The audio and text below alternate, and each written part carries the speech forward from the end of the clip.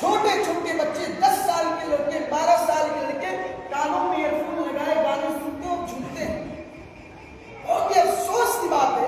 اور کتنے بے غیرت وہ ماں باپ جو اپنے بچوں کی اس حرکتوں کو دیکھ کر ان کو دارالتحسین سے نوازتے ہیں, ان کی اس خوشی میں اپنی خوشی کو بدلاتے ہیں اور اپنی آخرت اور بچوں کی آخرت اور مستقبل دونوں کو تباہ و برباد کر دیتے ہیں. اور جب یہی اولاد بڑے ہو کر نافرمانیاں کرتے ہیں تو یہی والدین شکایت کرتے پھرتے ہیں کہ ہماری اولاد نافرمان ہو گئی, ہماری فرما برداری نہیں کرتی. میں کہنا چاہوں گا کہ جو اولاد اپنے رب کی نافرمان ہو, تمہاری فرما بردار کیسے ہو سکتی ہے؟ کسی کو تو کہا تھا خواجہ محمد بن اسلام نے, تبلے کی تھاپ پر, باجے کی آواز پر, گھنگرو کی چھنکار پر اور طوائفوں کی آواز پر جھومنے والی ماؤں کے بدن سے طارق بن زیاد پیدا نہیں ہوتے, محمد بن قاسم پیدا نہیں ہوتے, خالد بن ولید پیدا نہیں ہوتے, بلکہ خطاکار پیدا ہوتے ہیں, بدکار پیدا ہوتے ہیں, نافرمان پیدا ہوتے ہیں. آج گلی گلی سڑک سڑک پر سنیما بے نہال اور پاکیز ہمارے نوجوانوں کو تباہ کرنے کے لیے کافی ہے, لیکن دشمنان اسلام کے عقیدے تو اس سے بھی زیادہ خطرناک ہے, ان کے ارادے تو اس سے بھی زیادہ خطرناک ہے. وہ یہ چاہتے ہیں کہ مسلمانوں کا ہر گھر دنیانیت فحاشی بے حیائی کا مرکز بن جائے, رشتوں کی تقدس کی پامالی ہو, نہ بھائی بہن کے احترام رہے, نہ بیوی بچوں کے احترام رہے, نہ باپ بیٹے کا فرق رہے. دوستو, روایات میں آتا ہے کہ میری امت بنی اسرائیل کے قدم پر قدم پہ چلے گی, حتیٰ کہ اگر بنی اسرائیل میں سے کسی نے اپنی ماں کے ساتھ اعلانیہ زنا کیا ہوگا تو میری امت میں ایسے افراد پیدا ہوں گے. اور اگر ایسے آج اعلانیہ نہ صحیح لیکن خفیہ طور پر تو ہو ہی رہا ہے. دلی کا واقعہ ہے, ایک باپ اپنی بیٹی کے ساتھ 2 سال سے غلطکاری کر رہا تھا, منہ کالا کر رہا تھا. جب لڑکی عاجز ہو گئی تو اس نے اس رات کو فاش کر دیا. یہ واقعہ اپنی زبان حال سے چیخ چیخ کر کہہ رہا ہے کہ اگر مسلمانوں تم اپنی بہو بیٹی کی سلامتی چاہتے ہو, اگر تم چاہتے ہو کہ تمہاری ماؤں اور بہنوں کی عزت و ناموس کی حفاظت چاہتے ہو تو اپنے گھروں سے شادی بیاہ کے موقع پر ڈیجے ناچ گانا اس کو نکالنا ہوگا.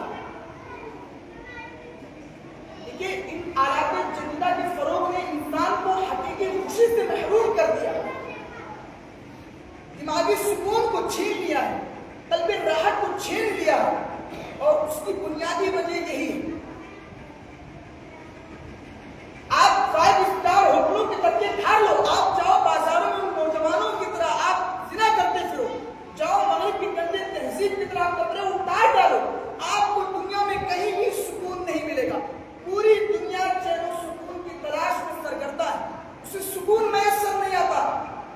لیکن قرآن کہتا ہے کہ الا بذکر اللہ تطمئن القلوب, اگر سکون کی تلاش کو اللہ تبارک و تعالیٰ کے ذکر میں ملے گا, آپ کو مسجدوں میں راحت ملے گی, آپ کو قرآن میں مزہ آئے گا, آپ کو علماء کرام کے بیان میں مزہ آئے گا.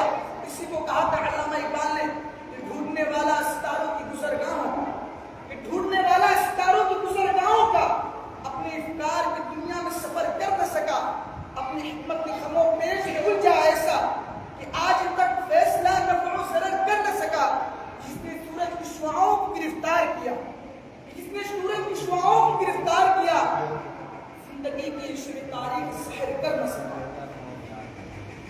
دیکھیے, آج دنیا پر آپ نگاہ ڈالیے, ہر طرف سے آپ کو حقوق طلبی کی آواز سے بلند ہوتی نظر آئیں گی, ہر طرف سے شکوے شکایت کرتے نظر آئیں گے.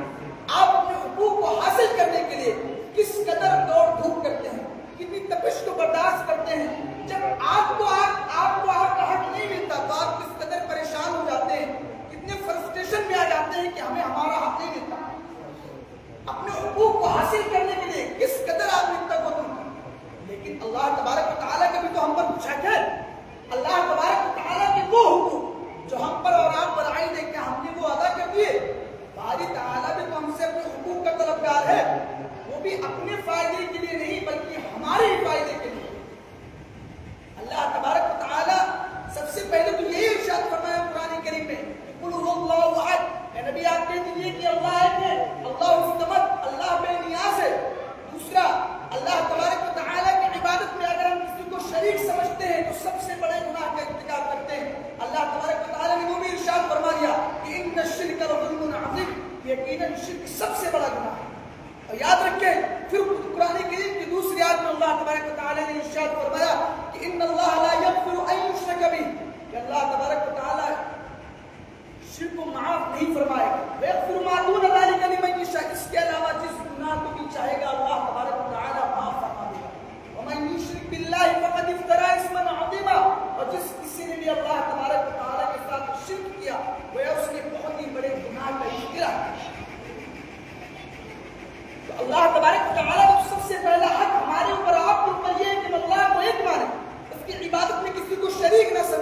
اور اللہ تبارک و تعالیٰ کی جس طرح کی عبادت میں ایک معنی اتفاق کئی سارے اس صفاتوں میں سے یہ ہے کہ اللہ تبارک و تعالیٰ کو جس طرح سے ہر قریب چیز کا علم ہے، اللہ تبارک و تعالیٰ کو ہر بعید چیز کا علم ہے، اللہ تبارک و تعالیٰ کو ہر مخفی چیز کا علم ہے، اللہ تبارک و تعالیٰ کو ہر کھلی چیز کا علم ہے۔ کسی اور کے متعلق ہمارا یہ عقیدہ نہیں ہونا چاہیے، کسی اور کے اندر یہ قوت اور طاقت نہیں ہے، اللہ تبارک و تعالیٰ کے اندر یہ قوت اور طاقت ہے، وہ اس میں جس طرح سے چاہتا ہے بناتا ہے اور بگاڑتا ہے۔ کسی اور کسی پیر کے لیے، کسی فقیر کے لیے ہمارا یہ عقیدہ نہیں ہونا چاہیے۔ اگر کسی کے گھر کا طواف ہم کریں گے تو صرف خانہ کعبہ کا کریں گے، اگر چادریں چڑھیں گے تو صرف خانہ کعبہ پر چڑھیں گی، اگر منت مانی جائے گی تو صرف اللہ تبارک و تعالیٰ کی ذات کے لیے مانی جائے گی، کسی پیر صاحب کے لیے، کسی فقیر صاحب کے لیے نہیں مانی جائے گی۔ آج آپ دیکھیں عرس کے موقع پر ہجوم نظر آتا ہے، مسجد میں بدل ہوگی، اسی بدل میں مسجد تو وہ چیز حاصل نہیں ہوگی۔ آپ راستہ چلیں گے، آج آتے بھی آج اتنے سارے مسلمان ہوتے ہیں، ہماری مائیں اور بہنیں ابھی پروگرام رکھ دیے گئے، نوجوانوں کی بھی نظر آ رہی ہے، آپ کو بچوں کی مارکیٹ میں جا کر دیکھیے، سب سے زیادہ تعداد اگر کسی کی نظر آ رہی ہے تو ہماری ہوگا، سب سے زیادہ مارکیٹ میں اگر آپ شاپنگ کرنے والی نظر آئیں گی تو یہ ہماری عورتیں ہیں۔ آپ ایک مرتبہ آپ دیکھ لیجیے، آپ سروے کرانے کی دیکھ لیجیے اس کو، بغل میں مسجد میں اللہ تبارک و تعالیٰ نے ہمیں اور آپ کو پیدا ہی کس لیے کیا؟ اپنی عبادت کے لیے پیدا کیا۔ اتنے مسلمان بھائی یہ بارہا ہمیں علماء کرام بیانات میں بتاتے ہیں کہ ہمیں نماز کی پابندی کرنی چاہیے۔ دیکھیے ایک جبہ ببا پہننا، داڑھی رکھ لینا، ٹوپی رکھ لینا یہ مسلمان ہونے کی علامت نہیں ہے۔ ہم بہت دعویٰ کریں نبی صلی اللہ علیہ وسلم سے بڑی محبت کرتے ہیں، نبی کریم علیہ السلام نے ارشاد فرمایا من احب سنتی فقد احبنی، جو میری سنت سے پیار کرے گا وہ میرا عاشق ہے۔ لیکن مسلمان ابھی مغرب کی نماز ہوئی، ابھی مغرب کی نماز ہو اور سنت پڑھنے کا حکم جو کتنے لوگ بھاگ جاتے ہیں۔ آپ کے فعل میں اور آپ کے عمل میں تضاد پایا جا رہا ہے کہ نہیں پایا جا رہا ہے؟ آپ دعویٰ کرتے ہیں نبی کریم علیہ السلام کے لیے جان دے دیں گے، نبی نے فرمایا قرۃ عینی فی الصلاۃ، نماز میری آنکھوں کی ٹھنڈک ہے۔ کتنے مسلمان بھائی نماز کی پابندی کرتے ہیں؟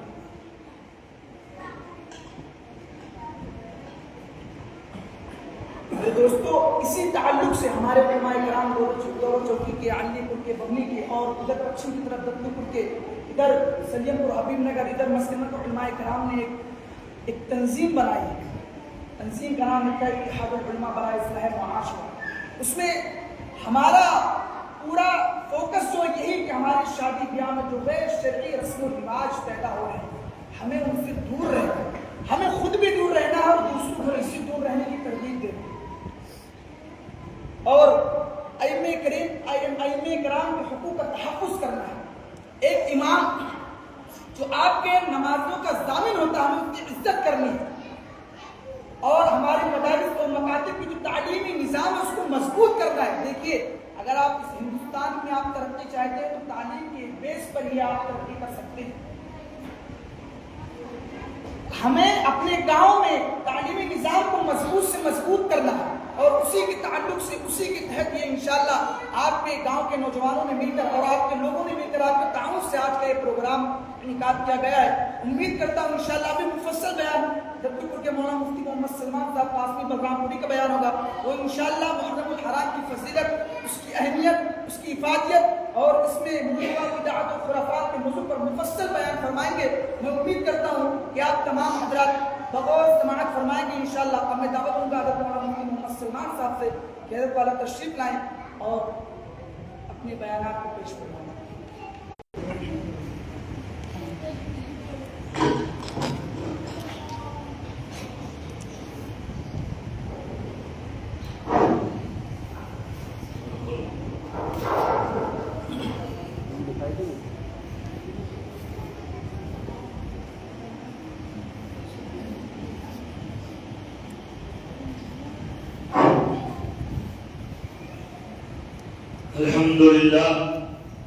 الحمد لله رب العالمين، والصلاة والسلام على سيد الأنبياء والمرسلين وعلى آله وأصحابه أجمعين۔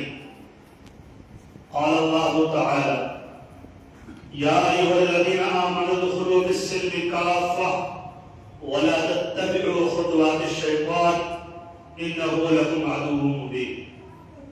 قال النبي صلى الله عليه وسلم أنا بعثت لأتمم مكارم الأخلاق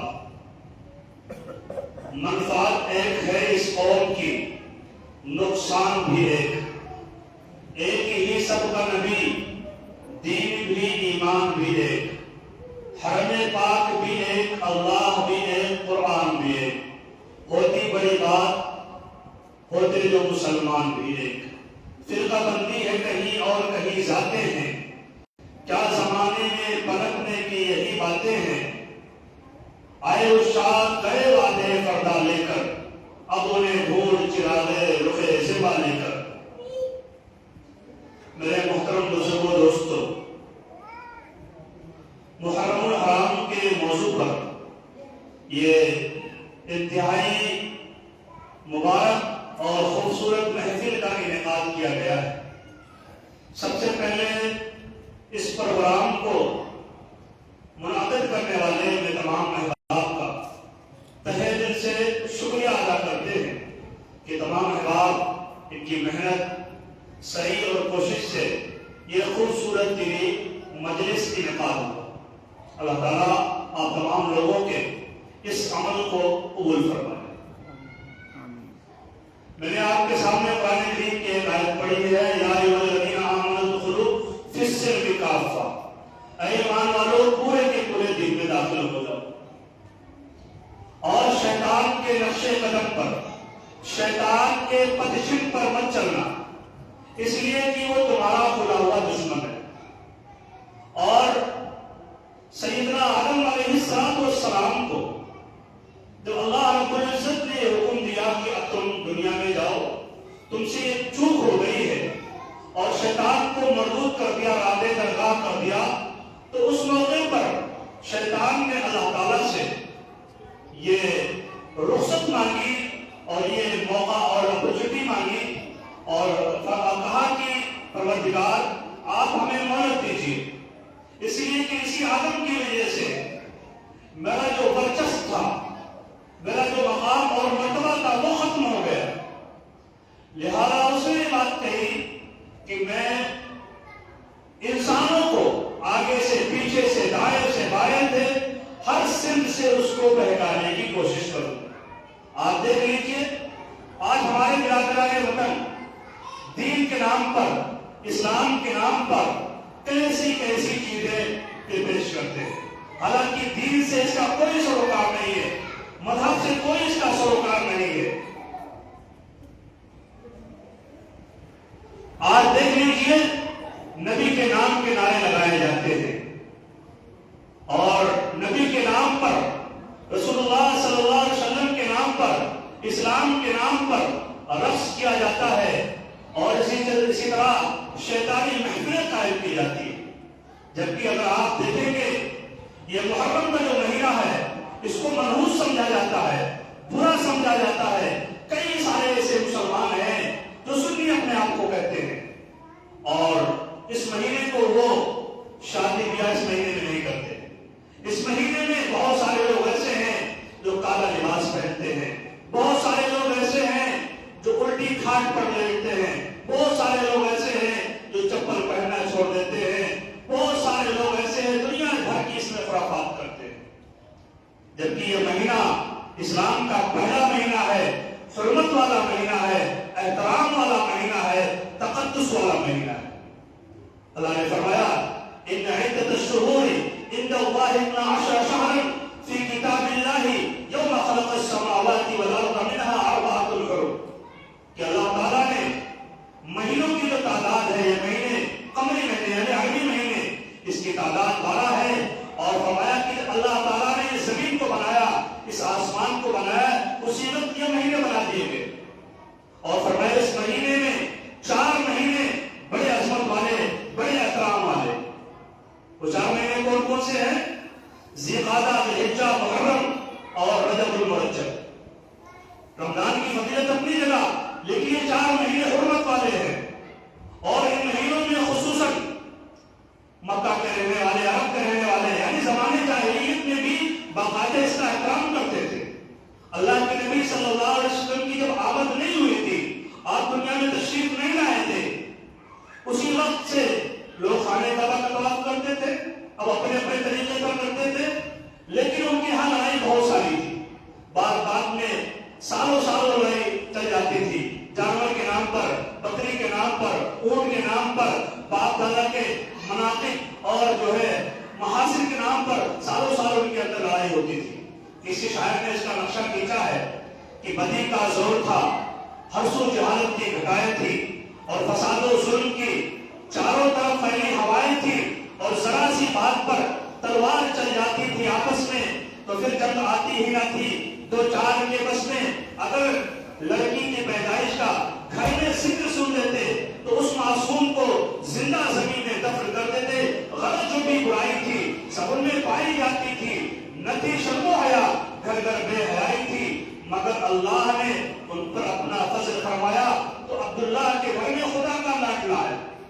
और कुरान करीम में इसका नक्शा खींचा है, वइला बुश्रा अहदुहुम बिरूसा ज़ल्ल वजहुहु मुस्वद्दुन कदीम यतवारा मिन अल-क़ौमि मिन सूइ मा बुश्रा बिही अयुमसिकु अला हुन अन यदुस्सु फित-तुराब अला साअ मा यहकुमून। फरमाया कुरान करीम ने ये नक्शा खींचा, औरतों के ताल्लुक से, बच्चियों के ताल्लुक से उनका मामला ये था कि जब उनके सामने बेटी के पैदा होने की खबर दी जाती कि आपके घर में लड़की पैदा हुई है, तो वो अजीबोगरीब माहौल था, बहुत बदतरीन मुआशरा था, उनका चेहरा काला पड़ जाता। और कई ऐसे बदबख्त थे और कई ऐसे बेतौफीक थे जो अपनी जिंदा लड़कियों को कब्र में गाड़ देते थे। बड़ा माहौल खराब था और बहुत सारे लोग उसको जो है जिद्दत के साथ रखते थे। लेकिन पैगंबर सल्लल्लाहु अलैहि वसल्लम जब दुनिया में तशरीफ लाए तो आप सल्लल्लाहु अलैहि वसल्लम ने माओ का एहतराम किया, आप सल्लल्लाहु अलैहि वसल्लम ने बहनों का उनका हक दिया, आप सल्लल्लाहु अलैहि वसल्लम ने बेटियों का उनका हक दिया। गर्दे की मुआशरे में औरत की इज्जत को आपने समझाया बताया। फरोज़े महर भी देखा, नमूने गुलशन भी, तुम्हारे सामने किसका चराग चलता है।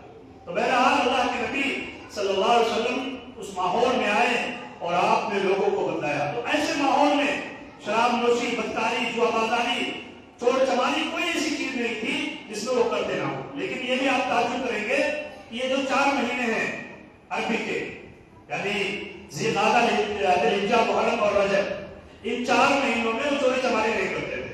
बावजूद कि वो डाकू थे, बावजूद कि वो काफिले के काफिले लूट किया करते थे, बावजूद कि वो जो है एक दूसरे को कत्ल करने को फख्र समझते थे। और यहाँ तक कि जो कबीला सबसे ज्यादा लड़ाई करने वाला, सबसे ज्यादा मारधार करने वाला और सबसे ज्यादा दूसरों का हक छीनने वाला होता था, वो सबसे जो है अफसर होता था उनके। जैसे आज जो है बाहुबली का खिताब देते हैं कि ऐसा है वैसा है, तो जमाने में भी ऐसा था, लेकिन वो भी इस 4 महीने की कदर करते थे। लेकिन चूंकि उनको लड़ना था तो महीने को आगे पीछे कर दिया करते थे। यानी मुहर्रम का महीना चल रहा है, वो कहते थे भाई हमें तो लड़ना है, लेकिन मुहर्रम के महीने में चूंकि लड़ना जो है हराम है, ऐसा करते हैं मुहर्रम का महीना सफर का महीना कर देते हैं, इसको आज रबीउल अव्वल कर देते हैं। जब रबीउल अव्वल का महीना आएगा तो उसको हम मुहर्रम कर देंगे। तो ये महीने की अदला बदली कर दिया करते थे। तो इससे बात समझ में आई कि ये महीना जो है ज़माने जाहिलियत में भी एहतराम वाला था, हुर्मत वाला था। लेकिन आज हमने इस महीने को मनहूस समझ लिया है, और मनहूस समझने की जो वजह है वो सैयदना हुसैन रज़ियल्लाहु ताला अन्हु की शहादत है, यौम आशूरा की 10 मुहर्रम।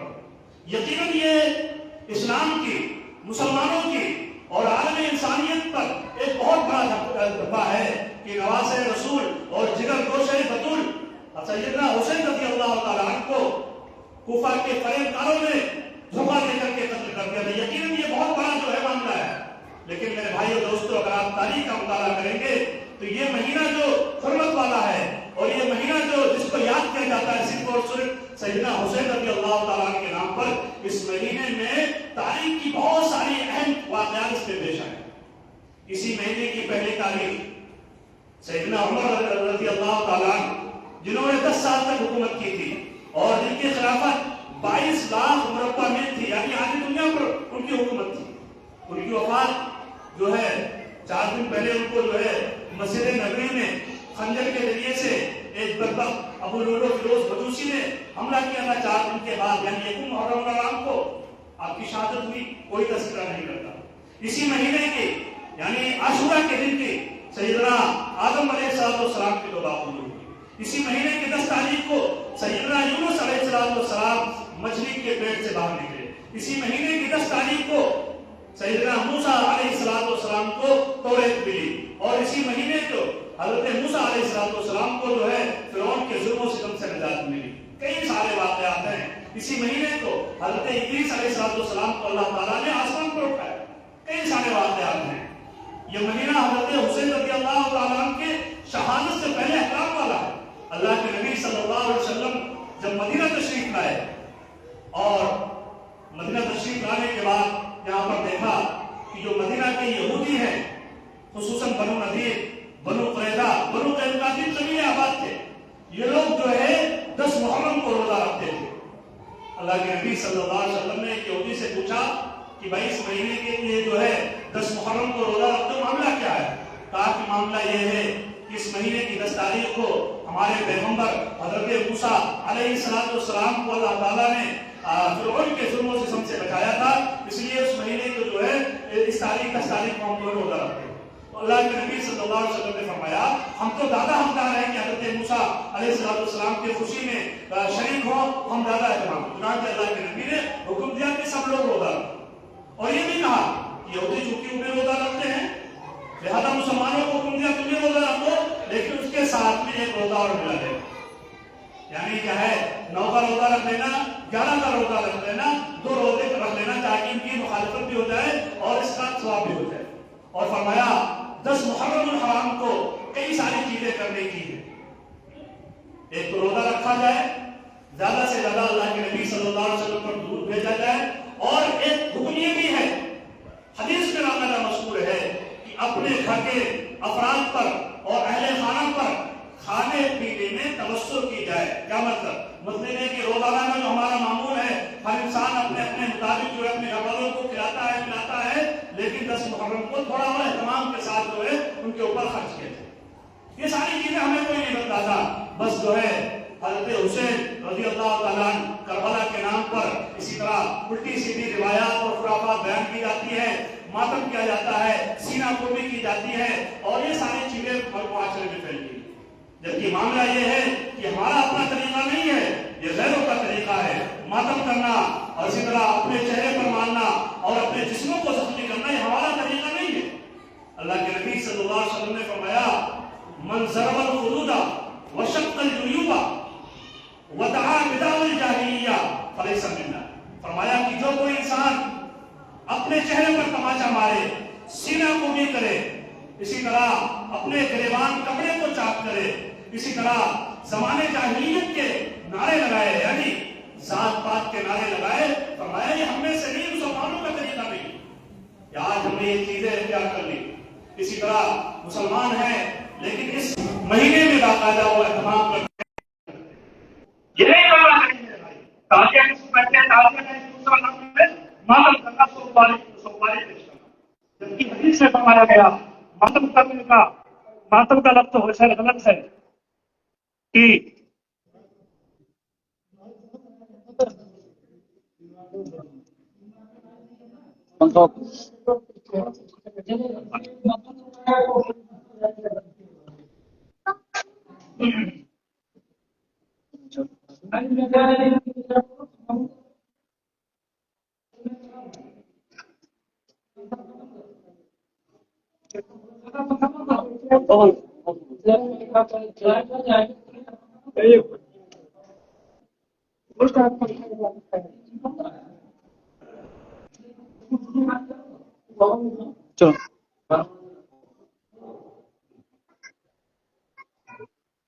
خیر میں آپ کے سامنے بات کر رہا کہ تعزیہ داری کی ابتدا کیسے ہوئی اور کس طرح حضرت حسین رضی اللہ تعالیٰ عنہ کو دھوکے سے قتل کیا گیا، اس پس منظر کو تھوڑا سا سنو۔ اللہ کے نبی صلی اللہ علیہ وسلم جب مدینہ تشریف لائے، 10 سال آپ مدینہ میں رہے، آپ کے بعد جو خلافت ہوئی، یعنی خلافت جن کو ملی، یعنی بادشاہ جن کو بنایا گیا، سیدنا ابو بکر صدیق رضی اللہ تعالیٰ عنہ کو بنایا گیا، جیسا اسی طرح حضرت عمر فاروق رضی اللہ تعالیٰ عنہ کا زمانہ آیا، 10 سال خلافت کی، اسی طرح حضرت عثمان رضی اللہ تعالیٰ عنہ کا زمانہ آیا اور یہ بھی لگ بھگ 12 سال کے قریب، اسی طرح حضرت علی مرتضیٰ رضی اللہ تعالیٰ عنہ 4.5 سال، اسی طرح پھر حضرت امیر معاویہ رضی اللہ تعالیٰ عنہ کا زمانہ آیا۔ اور حضرت معاویہ رضی اللہ تعالیٰ عنہ کے زمانے کے بعد چونکہ یہ اسلامی سرحدیں اور بہت سارے لوگ، بہت سارا علاقہ مسلمانوں کے زیر نگی آ گیا تھا، قبضے میں آ گیا تھا. اسلام جو ہے یوروپ میں، اسی طرح ایشیا میں چاروں طرف پھیل چکا ہے. لیکن حضرت امیر معاویہ رضی اللہ تعالیٰ اپنے بیٹے یزید، آپ نے ولی ہے، یعنی میرے بعد یہ میرا بیٹا بنے، کیونکہ اس زمانے میں بڑا معاملہ تھا. بہت ساری چیزیں ایسی تھی کہ اگر کسی اور کو، کسی غیر کو بنایا جاتا بڑے معاملات ہوتے حکمت کے تحت، مصلحت کے تحت. اور چونکہ اس زمانے میں یزید کی ساری باتیں جو بعد میں پیش آئی ہیں وہ جو ہے سامنے موجود نہیں تھی. مثال کے طور پر کوئی آپ کا بیٹا ہے اور آپ کے یعنی زندہ رہتے ہوئے کچھ نہیں کرتا ہے، مرنے کے بعد آپ کے کچھ بھی کرے آپ اس کے ذمہ دار تھوڑی نہ ہوں گے. لیکن اس چیز کو لے کر کے کئی سارے لوگ ایسے ہیں، خصوصاً شیعہ حضرات اور اسی طرح سنیوں میں سے کئی ایسے لوگ ہیں جو سیدنا امیر معاویہ رضی اللہ تعالیٰ عنہ کو برا بھلا کہتے ہیں، جبکہ معاملہ اس کے برعکس. حضرت امیر معاویہ رضی اللہ تعالیٰ عنہ کا خدمات بہت وسیع ہے. 20 سال تک آپ گورنر رہے، 20 سال تک مسلمانوں کے بلا تفریق جو ہے بادشاہ، ہر کوئی جو ہے ان کے بادشاہت پر متفق. لیکن چونکہ کچھ ایسے معاملات ہو گئے جن کی وجہ سے ان کو بدنام کیا گیا. آپ کسی بھی صحابی کو سب سے پہلے یہ جان لیا جائے کہ صحابی کس کو کہتے ہیں. صحابی اس کو کہتے ہیں کہ جس نے پیغمبر صلی اللہ علیہ وسلم کو ایمان کی حالت میں دیکھا ہو اور ایمان ہی کی حالت میں دنیا سے رخصت ہوا ہو، آپ کے چہرے انور کی زیارت کی ہو، وہ صحابی وہ اولیاء سے بھی افضل ہوتا ہے. اور اس کے لیے آپ جو ہے اس کی زندگی کو تجزیہ نہیں کر سکتے تاریخ کے ذریعے سے، جبکہ قرآن کریم نے فرما دیا کہ اولئک عنہا مبعدون، یہی لوگ ہیں کہ جن سے جو ہے جہنم کو دور کر دیا گیا. کئی سارے اولئک کلہم وعد اللہ الحسنی، کہ اللہ نے سب کے لیے، سبوں کے لیے یہ حسنہ یعنی کامیابی ان کے لیے اللہ نے دی ہے. اور فرمایا اولئک هم المفلحون، یہ کامیاب لوگ ہیں. اور سب سے بڑا جو حصہ پروانہ اور ڈگری جو صحابہ کرام کو ملی تھی وہ رضی اللہ عنہم ورضوا عنہ، یعنی اللہ سے راضی ہے، یہ اللہ سے راضی ہے. جب اللہ نے ان کو جو ہے رضوان کا اپنا فرمانا دے دیا تو کچھ کہنے کی ضرورت نہیں. تو بہرحال یزید جب خلیل بادشاہ بنا اور یزید کے زمانے میں اس نے باقاعدہ مدینہ اور مکہ میں یہ لوگوں کو بھیجا اور کہا کہ جاؤ سیدنا حسین، اسی طرح حضرت عبداللہ ابن عمر، عبداللہ ابن عباس، عبداللہ ابن زبیر، یہ چونکہ یہ بڑے لوگ ہیں، اگر یہ لوگ میرے ہاتھ پر بیعت کر لیں گے سارے لوگ کنٹرول میں آ جائیں گے. یہ سارے لوگوں نے منع کر دیا. اور منع کرنے کے بعد سیدنا حسین رضی اللہ تعالیٰ عنہ چونکہ سے کہا گیا کہ آپ بیعت کریں، کہا کہ میں چونکہ نواز رسول ہوں، میں چھپ کر نہیں کروں گا، جو بھی مجھے کرنا ہوگا، بیعت کرنا ہوگا، نہیں کرنا ہوگا، میں سب کے سامنے کروں. لیکن چونکہ جان کا بھی خطرہ تھا تو آپ مدینہ میں رہتے تھے، مدینہ سے مکہ چلے. اور مکہ جب تشریف لائے ادھر کوفہ کے لوگوں نے باقاعدہ یہ کہا کہ یزید چونکہ مجھے پسند نہیں ہے، اس میں کئی ساری خرابیاں ہیں، بادشاہ کی کوالٹیز کے اندر نہیں ہے، اس کے حال پر ہم بیعت کرنا نہیں چاہتے، ہم اس کو بادشاہ تسلیم نہیں کرتے ہیں. انہوں نے بوریوں میں بھر بھر کے سیدنا حسین رضی اللہ تعالیٰ عنہ کو خط لکھا اور بلوایا کہ آپ یہاں پر آئیے اور آپ جو ہے نظام مملکت کو سنبھالیں. تو حضرت حسین رضی اللہ تعالیٰ عنہ نے اپنے ساتھیوں سے خصوصاً عبداللہ ابن عباس، عبداللہ ابن عمر اور اسی طرح عبداللہ ابن زبیر سے مشورہ کیا. کہا کہ نہیں، یہ کوفی بھروسے کے لائق نہیں ہے. انہوں نے جو ہے آپ کے والد محترم سیدنا علی بن مرتضیٰ رضی اللہ تعالیٰ عنہ کو بڑا پریشان کیا تھا، جس کے پریشانی اور مشقت سے پریشان دل برداشتہ ہو کر کے علی بن مرتضیٰ رضی اللہ تعالیٰ عنہ موت کی تمنا کیا کرتے تھے، آپ وہاں پر نہ جائیے، آپ کے ساتھ یہ غلط کریں. لیکن جب خط آنے لگے، برابر خط آنے لگے، تو سیدنا حسین رضی اللہ تعالیٰ عنہ بہادر بیٹے کے باپ کے بہادر بیٹے تھے، سمجھدار تھے، تو انہوں نے اپنے چچا داد بھائی حضرت مسلم ابن عقیل کو بھیجا کہ جاؤ وہاں حالات کا جائزہ لو، اگر حالات ٹھیک رہیں گے، میرے موافق رہیں گے، لوگ مجھے چاہنے والے ہوں گے تو میں وہاں پر جاؤں گا.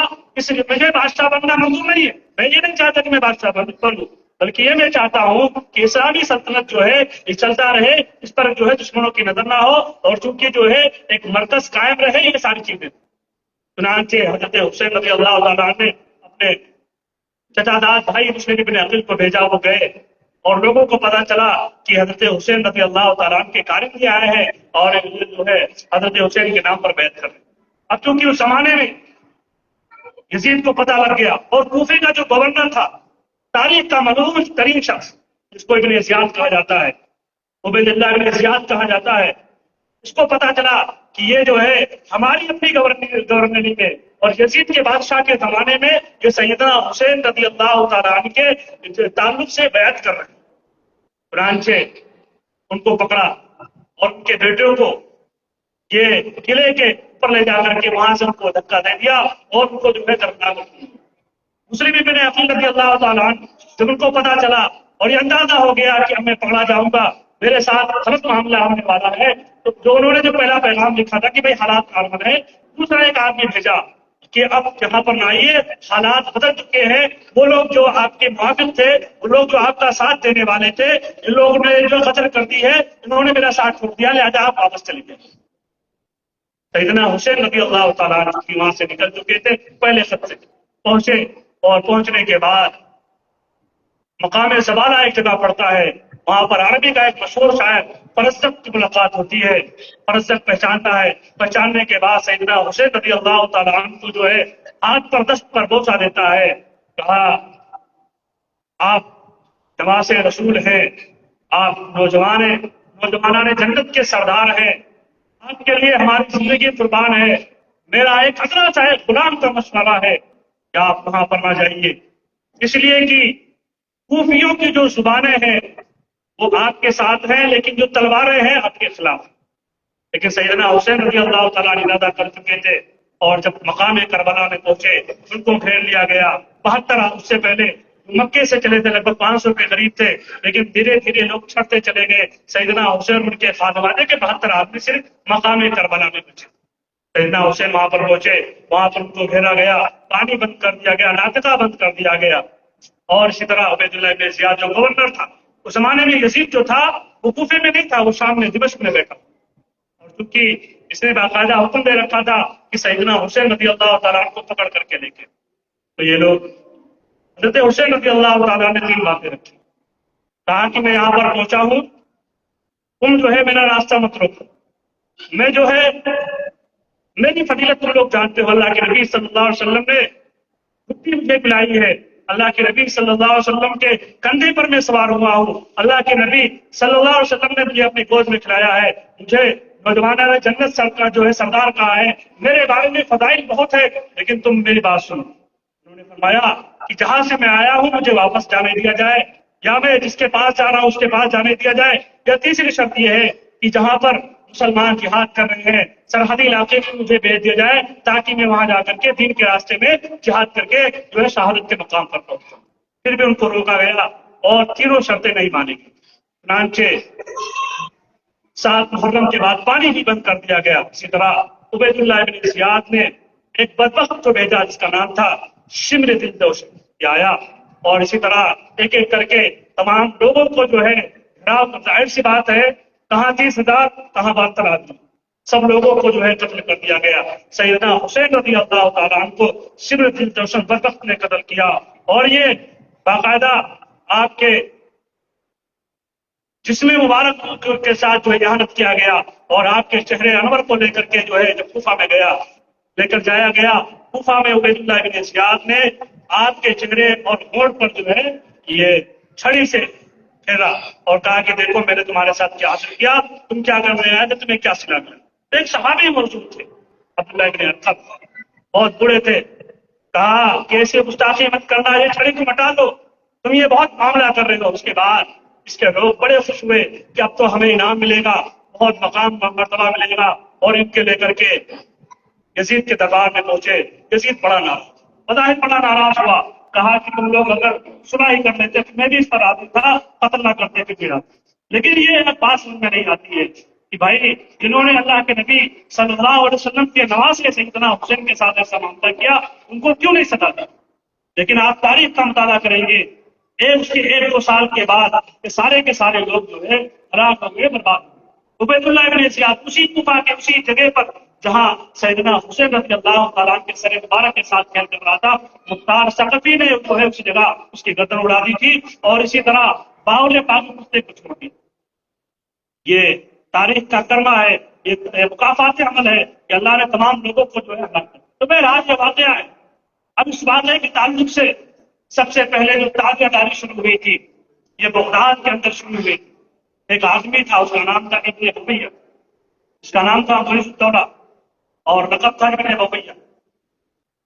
یہ 352 ہجری کا زمانہ ہے. آپ تصور کیجئے اللہ کے نبی صلی اللہ علیہ وسلم کا جو زمانہ ہے اس زمانے کے 350 سال تک کوئی تعزیہ کوئی ماتم کچھ نہیں تھی.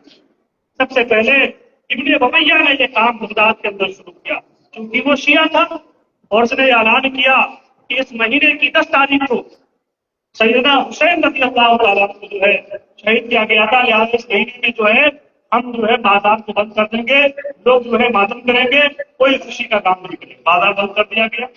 اسی طرح اگلے سال کے لیے معاملہ کیا گیا. دھیرے دھیرے یہ چیز جو ہے یہ خرافات اور یہ بدعات چلتی چلی گئی، اس میں اضافہ ہوتا چلا. اسی طرح یہی چیز مصر میں پہنچی.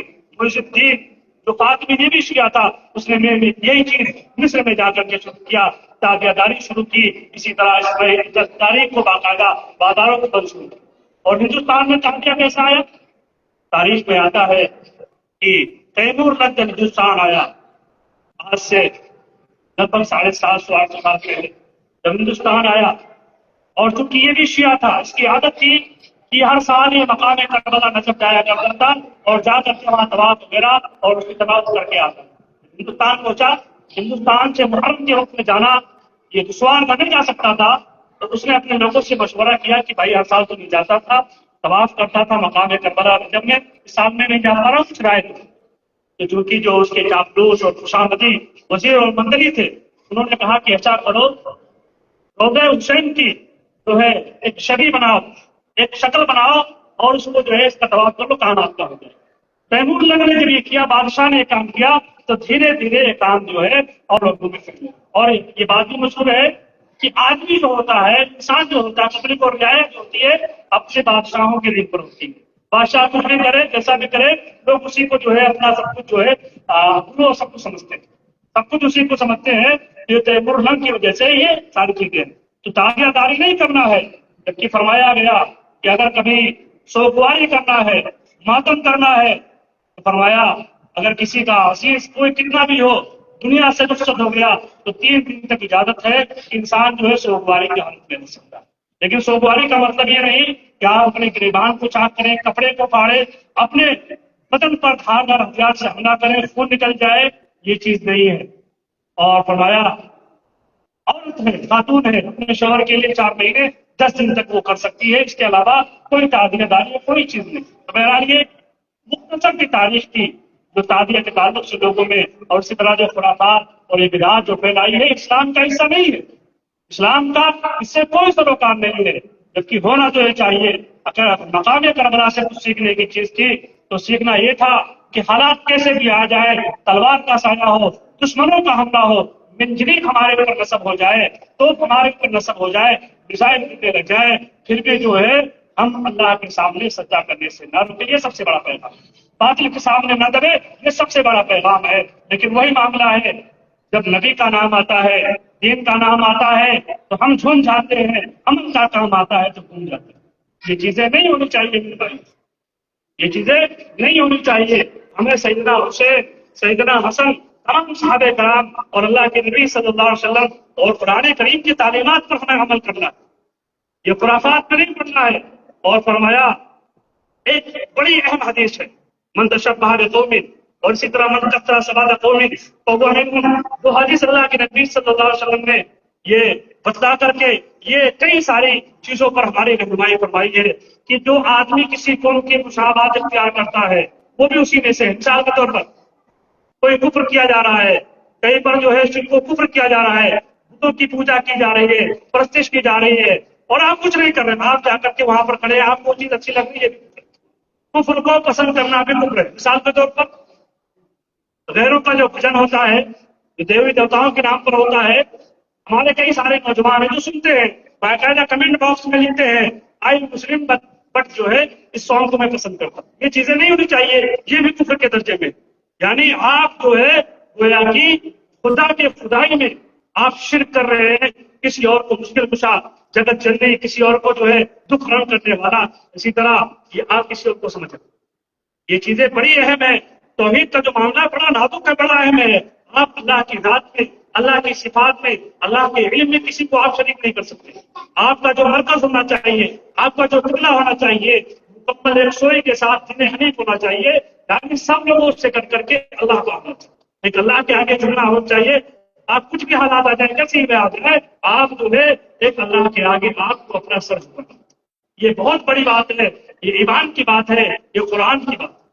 تو بہرحال یہ اتحادیہ کی ابتدا ہندوستان میں کیسی ہوئی اس کی بات ہے. اسی طرح کئی سارے خرافات ایسے ہمارے سنیوں میں، ہمارے یمن میں کئی سارے لوگ ایسے ہیں جس مہینے کو شادی نہیں کرتے، حالانکہ کرنا چاہیے. کوئی یہ مہینہ حرمت والا مہینہ ہے، اسلام کا پہلا مہینہ ہے. بھائی اسلام کا پہلا مہینہ منحوس کیسے ہو سکتا ہے؟ لیکن لوگوں نے بنا دیا کوئی بھی منحوس نہیں ہے. اللہ نے سب دن کو جو ہے خود اللہ نے بتایا ہے، وہ منحوس کیسے ہو سکتا ہے؟ مبارک کا معاملہ ہونا، منحوس کا معاملہ ہونا، یہ اللہ کی طرف سے ہے. ہم اور آپ متعین کریں گے، اس کا مالک سے نہیں ہوگا. تو بہرحال ہمیں ان خرافات سے بچنا ہے، ان بدعات سے بچنا ہے. اور خصوصاً ہماری بھائی اور بہنیں اسے بھی اس تعلق سے کئی ساری چیزیں اس مہینے کے اندر ہو جایا کرتی ہے، کئی ساری خرافات ان کے یہاں ہو جایا کرتی. ایک طبقہ تھا اس زمانے میں، سیدنا علی مرتضیٰ رضی اللہ تعالیٰ کے زمانے میں، جن کو خوارج اور مناسبی کہا جاتا. حضرت علی رضی اللہ تعالیٰ کے تعلق سے تین طبقے تھے. ایک طبقہ وہ تھا ان کی محبت میں برباد ہو گیا، یعنی ان کو خدا بنا لیا. ایک طبقہ وہ تھا جو حضرت علی رضی اللہ تعالیٰ عنہ کو جو ہے خلافت کا حقدار نہیں سمجھتے تھے. اور ایک طبقہ وہ ہے جو اہل سنت والجماعت کا تھا، یعنی ہمارا اور انہوں نے جب سیدنا حسین رضی اللہ تعالیٰ عنہ کو جو ہے جب سنا مقام کربلا میں شہید کر دیا گیا، تو انہی لوگوں نے سب سے پہلے شیرینی کئی ساری چیزوں جو وغیرہ کو ملا کر کے، کھجور وغیرہ کو ملا کر کے شیرہ تیار کیا تھا، جسے بعد میں ملیدہ کا نام دیا گیا.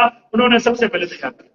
اگر کوئی آدمی آپ کسی وقت کسی زمانے میں کوئی بھی چیز حلال کھائے گی، کوئی مسئلہ نہیں ہے، لیکن کسی خاص چیز میں متعین کر کے کھانا یہ بدعت ہو جائے گی، گناہ ہو جائے گا. اگر اس کا تعلق جو ہے کسی اور چیز سے ہو جائے، اس سے بھی بڑا گناہ ہو جائے گا. مثال کے طور پر آپ کوئی چیز بنا رہے ہیں اور بنانے کے تعلق سے وہ نیاز کسی اور کے نام پر، کسی پیر کے نام پر، کسی فقیر کے نام پر کر رہے ہیں، تو اللہ کے ذکر حرام ہے. آپ ویسے نارمل حالت میں کچھ بھی کھائیں، کچھ بھی کھائیں بھی کوئی مسئلہ نہیں ہے، لیکن کوئی خاص چیز متعین کر کے جو دین اسلام میں نہیں ہے، اس میں بطور خاص، مثال کے طور پر ہمارے کئی سارے نوجوان ہیں باقاعدہ سڑکوں پر سبیلے لگاتے ہیں. لگانا چاہیے، عام حالات میں لگانا چاہیے. پانی پلانا بہت بڑا ثواب کا کام ہے. کسی کے کلیجے کو ٹھنڈک پہنچانا، تری پہنچانا بہت بڑا ثواب کا کام ہے. لیکن ان کا عقیدہ یہ ہوتا ہے کہ سیدنا حسین کیونکہ وہ پیاسے تھے، شہادت ہو گئی، ہم ان کو پانی پلا رہے ہیں. ان کا عقیدہ یہ ہے کہ یہ پانی ان تک پہنچتا. یہ بہت ہی غلط ہے. آپ اس پانی کو ہرگز نہ پیے، اس شربت کو ہرگز نہ پیے. ہاں عام حالات میں روزانہ اگر کوئی پلا رہا تو آپ پیجیے، کوئی مسئلہ نہیں. لیکن کوئی چیز دین کے نام پر جو دین کا حصہ نہیں ہے اس کو کریں گے تو یہ معاملہ خراب ہو جائے. اور دین کا معاملہ بڑا نازک ہے، بڑا اہم ہے. آپ کتنے بھی بد عمل ہو، آپ سے کتنا بھی گناہ ہو، لیکن آپ کو گناہ کا احساس ہے، تو اللہ کی ذات سے امید ہے کہ اللہ تعالیٰ آپ کو معاف فرما دیں گے، توبہ کی توفیق دے دیں گے. لیکن اگر آپ کوئی کام ایسا کر رہے ہیں جو دین کا حصہ نہیں ہے، شریعت کا حصہ نہیں ہے، اسلام کا حصہ نہیں ہے، اس کو جو ہے آپ دین کا حصہ سمجھ کر کے کر رہے ہیں، تو ایسے آدمی کو توبہ کی توفیق نہیں ملتی. ایسے آدمیوں کو توبہ کی توفیق نہیں ملتی ہے. تو اس سے ہمیں بچنا چاہیے. ہمیں جیسے خطبے کے اندر جو آیت پڑھی تھی، ہمارا اور آپ کا جو معاملہ ہونا چاہیے آدھا تک آدھا بٹیر والا نہیں ہونا چاہیے. ہمیں ہر لمحہ ہر عمل جو ہے دین کے مکمل جو ہے دین اسلام پر ہمیں کاربند رہنا ہے. ہمیں نمازوں کا اہتمام کرنا ہے، ہمیں جو ہے ایک دوسرے کی رعایت کرنا ہے، ہمیں جو ہے ایک دوسرے کا مذاق نہیں اڑانا. قرآن کریم کی آیت سورہ حجرات کی آپ دیکھیں، فرمایا یا ایھا الذین آمنوا لا یسخر قوم من قوم، کہ کوئی بھی آدمی کسی قوم کا، مردوں میں سے کسی کا مذاق نہ اڑائے، عورتوں میں سے کسی کا مذاق نہ اڑائے. لیکن آج مذاق اڑانے کو یہ ہنر سمجھا جاتا ہے کہ آج ہم نے تو اس کی جو ہے بینڈ بجا دیا، اس کو مذاق کر دیا. نہیں میرے بھائی، مسلمان کی عزت یہ کعبہ سے زیادہ جو ہے اہم، اس کو سمجھنا چاہیے. اور خصوصاً ہماری مائیں بہنیں ہماری بات سن رہی ہیں، ان کے لیے بطور خاص، ہمارے مردوں میں یہ چیز تو کم ہے. یعنی اگر کوئی لڑائی ہو جائے تو پرانی باتوں کو، ماضی کے باتوں کو وہ نہیں اوپن کرتے ہیں. لیکن عورتیں پورا جو ہے تمام چیزوں کو کھول کر کے رکھ دیتی، یہ بہت بڑا گناہ ہے۔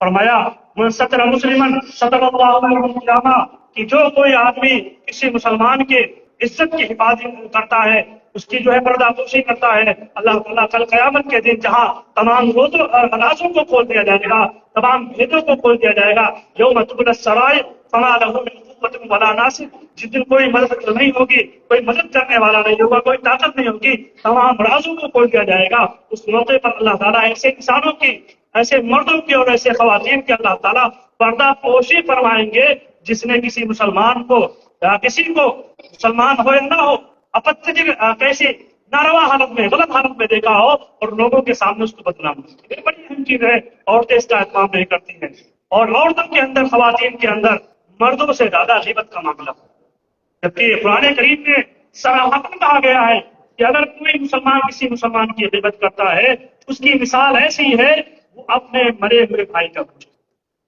آدمی کتنا بھی بدبخت ہو جائے، کتنا بھی برا کیوں نہ ہو جائے، دنیا میں اگر اس کے سامنے، اس کے مرے ہوئے بھائی کے سامنے گوشت رکھا جائے گا، اس سے کہا جائے گا کسی کو کھاؤ نہیں کھائے، لیکن وہ غیبت آسانی کے ساتھ کر لیتا ہے۔ غیبت اس سے بھی زیادہ بچنا چاہیے۔ اسی طرح فرمایا ہمارے اور آپس کی جو لڑائی کا معاملہ ہوتا ہے، چاہے چھوٹے ہوں چاہے بڑے ہوں، اس میں ایک بڑا اہم معاملہ یہ ہوتا ہے کہ ہم ایک دوسرے کو غلط لقاب سے پکارتے ہیں، برے نام سے پکارتے ہیں۔ ایسی چیز نہیں ہونی چاہیے۔ کسی کے اندر اگر عیب کی ہے تو اس عیب کو ظاہر نہیں کرنا چاہیے۔ اگر آپ کسی کے عیب پر، کسی کے کلر پر آپ اس سے نفرت کر رہے ہیں، گویا کہ آپ جو ہے خدا تعالیٰ کے بنائی ہوئی چیز پر، یعنی خدا تعالیٰ پر آپ اعتراض کریں۔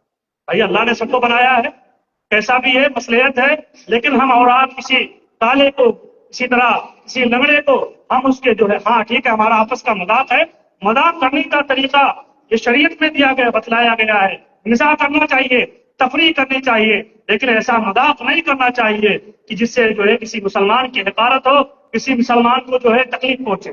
اللہ کے نبی صلی اللہ علیہ وسلم، کئی سارے صحابہ ہیں، وہ بیٹھ کر کے کھجور تناول فرما رہے ہیں، اور اس میں سیدنا علی مرتضیٰ رضی اللہ تعالیٰ عنہ کھجورے کھا رہے ہیں۔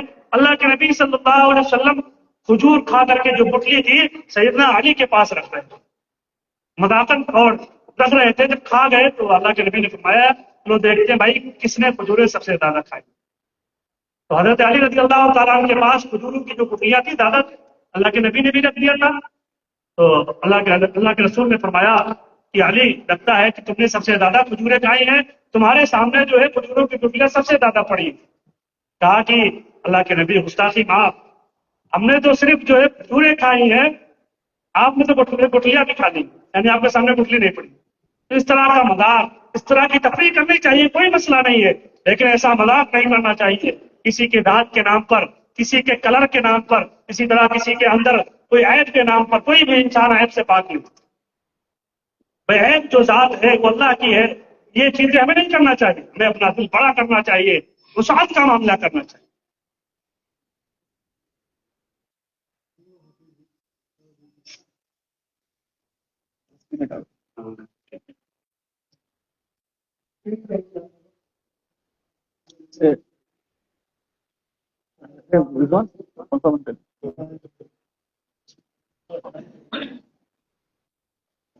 Oh, palapo bande na.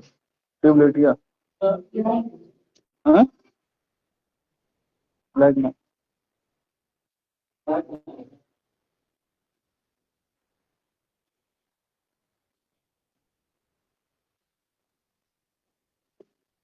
चल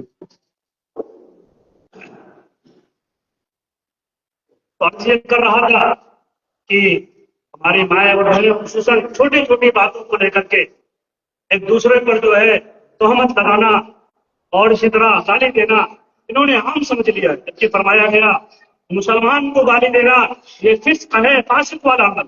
لیکن ہم جو ہے ہمارے کئی سارے نوجوان ایسے ہیں کہ آپ ان کا جب لہجہ سنیں گے تو ہر پانچویں بات میں ان کی ایک گالی، کئی ہمارے بوڑھے معاف کرنا، ہر پانچویں ہر دوسرے بات میں ان کی گالی ہوتی، حالانکہ ان کے گالی دینے کا مقصد نہیں ہوتا ہے، جبکہ فرمایا گیا کہ مسلمان وہ ہوتا ہے جو لایانی چیزوں سے بچا رہتا ہے۔ المؤمنون الذين هم في صلاتهم خاشعون والذين هم عن اللغو معرضون۔ لغو چیزوں سے، یعنی جس سے نہ دین کا فائدہ ہو نہ دنیا کا فائدہ، اس سے بچنا چاہیے، ہم اس کا اہتمام نہیں کرتے۔ ہماری اور آپ کی زندگی گزر رہی ہے، نہیں میرے بھائی، یہ جو زندگی ہمیں اور آپ کو ملی ہے، ہمیں جو ہے میروں کا معاملہ یہ ہے کہ یہ زندگی ہے، یہ مر جائیں گے تھک جائیں گے، کچھ نہیں ہونے والا۔ جبکہ مسلمانوں کا معاملہ یہ ہے، اس کو یہ یقین ہے کہ مر کر کے ہمیں قبر میں جانا ہے، قبر میں حساب دینا ہے، اور قبر کے بعد جب میدان حشر کو سجایا جائے گا وہاں پر بھی سوال و جواب ہوگا، جنت اور جہنم بنایا گیا ہے۔ ان تمام چیزوں کی ہماری تیاری کرنی ہے۔ اگر کوئی مسلمان مرنے کے بعد والی زندگی پر ایمان اور یقین نہیں رکھتا ہے، ایمان اور یقین نہیں رکھتا ہے، تو ایسا آدمی مسلمان نہیں ہے۔ ٹھیک ہے، بدعمل ہے، نمازوں کا اتنا اہتمام نہیں کر پاتا ہے، کئی سارے اس سے جو ہے غلطیاں ہو جاتی، وہ بات ہے، لیکن دین کی ادنا سی ادنا بات کا بھی مذاق اڑانا انتہائی بڑا جرم ہے۔ بہت سارے لوگ ایسے ہوتے ہیں جب ان کے سامنے دین کی بات کی جاتی ہے، قبر میں عذاب کی بات کی جاتی ہے، وہ ڈائریکٹ کہہ دیتے ہیں بھائی قبر کا حال مردہ جاتا۔ یہ چیز غلط ہے میرے بھائی، یہ چیز غیب کی چیز ہے۔ اللہ کے نبی صلی اللہ علیہ وسلم کا فرمان عالی شان ہے، آپ کے ذریعے سے یہ ہمیں خبر اور اطلاع ملی ہے، اور اللہ کے نبی صلی اللہ علیہ وسلم کی بات تمام دنیا سے سب سے زیادہ سچی ہے، اس کا مذاق نہیں اڑانا چاہیے۔ ٹھیک ہے، ہم بدعمل ہیں، اگر یہ چیز ہمارے دل میں رہے گی، یہ چیز ہمارے دل میں رہے گی تو اللہ تعالیٰ ہمیں توبہ کی توفیق دے دیں گے۔ لیکن اگر ہم نے اس سے بچ کر کے دریدہ دہنی کی مذاق اڑایا، استہزاء کیا، مسجد کا مذاق اڑایا، مسجد میں لگنے والے خدام کا مذاق اڑایا، قرآن کا مذاق اڑایا، یہ ساری کی ساری چیزیں ہمارے لیے تباہ کاری کا ذریعہ۔ یہ ہمارے اپنے گاؤں ہیں، آپ تصور کیجئے، ہم میں سے ہر شخص یہ، آپ اس کے سامنے 10-15 سال پہلے آپ پیچھے جائیے، آپ جب کبھی فجر کی نماز پڑھ کر کے گاؤں میں جانا ہوتا تھا تو باقاعدہ گھروں سے قرآن کے پڑھنے کی آوازیں آتی تھی کہ نہیں آتی تھی؟ لیکن آج جائیے، آج وہ آوازیں آپ کو نہیں۔ وجہ کیا ہے؟ وجہ یہ ہے کہ ہمارا نوجوان، ہمارے بڑے، ہماری خواتین، ہمارے بچے اور بچیاں، یہ سب جو ہے دیر رات تک جاگتے ہیں اور دیر تک سوتے ہیں۔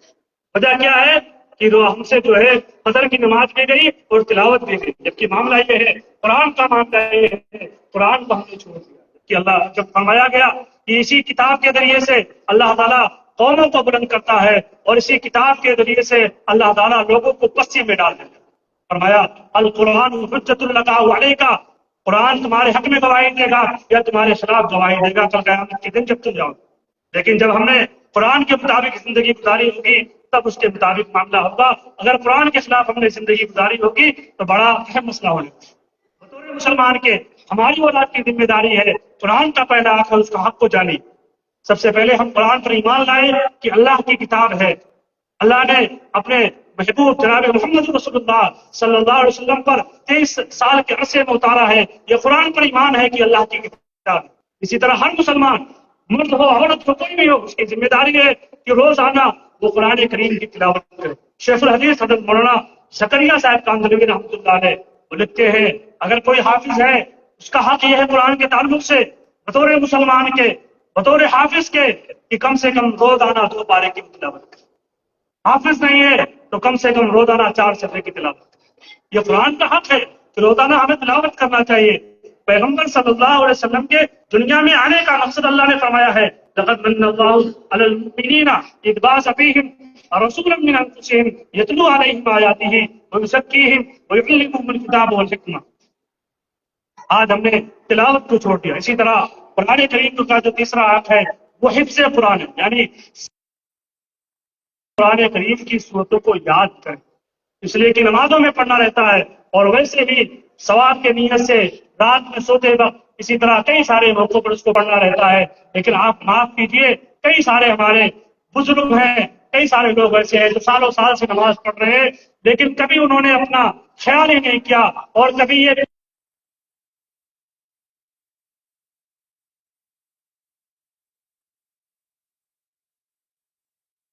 ہیں کیا کسی حافظ کے پاس، کسی عالم کے پاس گئے کہ بھائی یہ دیکھ لیجئے کہ ہم جو پڑھتے ہیں صحیح بھی ہے کہ غلط پڑھنا چاہیے، کہ صحیح ڈھنگ سے پڑھنا چاہیے۔